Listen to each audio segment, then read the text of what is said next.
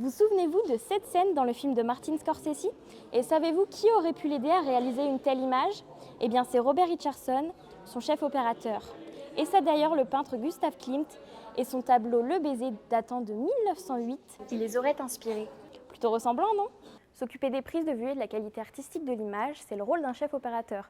Sur un tournage, c'est lui qui s'occupe de l'éclairage pour restituer les tons, les couleurs et les émotions à travers des scènes cinématographiques. Allons rencontrer certains d'entre eux pour tenter de répondre à la question: les chefs opérateurs sont-ils des peintres? Eh bien non. Il y a une assez belle phrase qui est attribuée à David Fincher, je crois, qui dit qu'un réalisateur par rapport à un peintre, ce serait comme être à 50 mètres de la toile avec un talkie-walkie et c'est 20 autres personnes qui tiennent les pinceaux. Non, je ne suis pas peintre à proprement parler. En revanche, je dirais oui, je mets un dernier coup de pinceau sur la photographie d'un film. Est-ce que tu as déjà été inspiré par une œuvre, par un peintre, dans certaines scènes que tu as dû reproduire justement? Souvent, il y a plusieurs inspirations.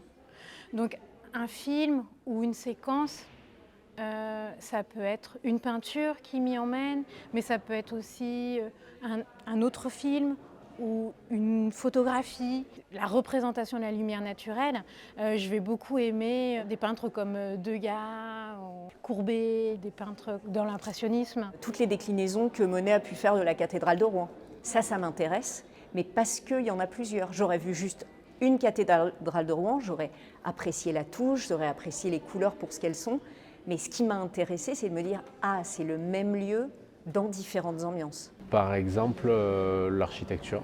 L'architecture? Ouais. À quel niveau? Au niveau du Des cadrage, couleurs. C'est pas tant le cadrage et les couleurs, parce que quand tu tournes dans des décors, admettons, avec des murs en pierre, des choses comme ça, tu vas aller chercher des fois des références, ça peut être des paysages, juste pour voir des ambiances. Le travail que je fais a bien plus à voir avec la musique qu'avec la peinture, ou même qu'avec la photo d'ailleurs. Et du coup, comment vous pouvez l'associer à la musique? Le rythme. Justement, c'est des images. Mais l'évolution en fait, l'évolution, une tonalité qui va évoluer vers quelque chose d'autre. Au cours du film aussi, c'est pas forcément plan par plan, mais c'est aussi cet enchaînement de plans qui se déploie dans une temporalité et dans des émotions différentes également.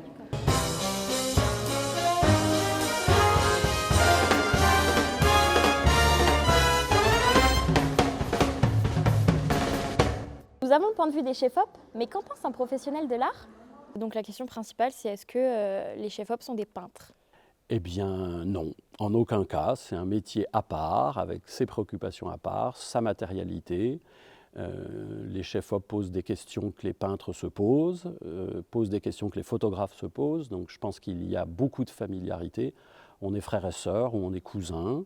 Mais chef-op a des spécificités, le temps, le mouvement, le travail collectif. Un peintre travaille toujours tout seul, un photographe également. Et est-ce que vous auriez des exemples de chefs-op qui utilisent la peinture justement? Peter Greenaway, il est peintre d'origine. Il est peintre, plasticien, photographe. Il se met au cinéma parce qu'il veut faire ce qu'il ne peut pas faire en peinture. Le mouvement, la temporalité, la narration. Et la peinture elle-même, elle prétexte à la narration du film, c'est-à-dire qu'il y a eu un meurtre. Et il construit avec son chef opérateur l'intégralité de l'éclairage du film sur la base de la tradition de l'éclairage hollandais. Et le moment où il fait monter sur scène les modèles, il éclaire les modèles du film comme ils sont éclairés dans le tableau.